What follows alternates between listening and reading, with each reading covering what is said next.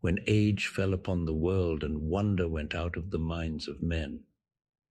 when grey cities reared to smoky skies, tall towers grim and ugly, in whose shadow none might dream of the sun or of spring's flowering meads, when learning stripped earth of her mantle of beauty, and poet sang no more save of twisted phantoms seen with bleared and inward-looking eyes. When these things had come to pass, and childish hopes had gone away forever,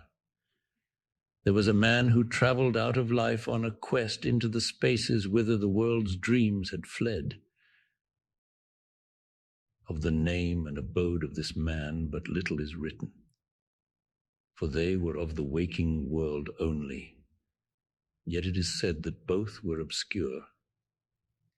It is enough to know that he dwelt in a city of high walls where sterile twilight reigned, and that he toiled all day among shadow and turmoil,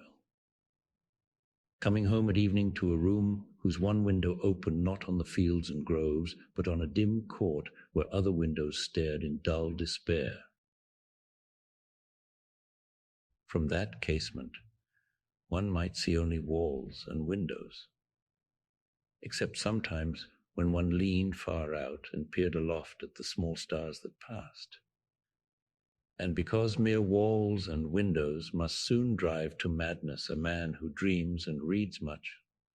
the dweller in that room used night after night to lean out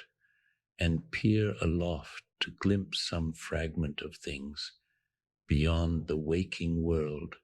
and the greyness of tall cities. After years he began to call the slow-sailing stars by name, and to follow them in fancy when they glided regretfully out of sight, till at length his vision opened to many secret vistas whose existence no common eye suspects, and one night a mighty gulf was bridged, and the dream-haunted sky swelled down to the lonely watcher's window to merge with the close air of his room, and make him a part of their fabulous wonder.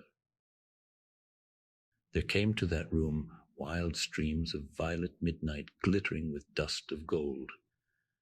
vortices of dust and fire swirling out of the ultimate spaces and heavy with perfumes from beyond the worlds.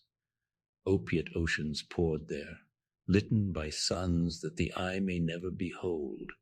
and having in their whirlpools strange dolphins and sea nymphs of unrememberable deeps.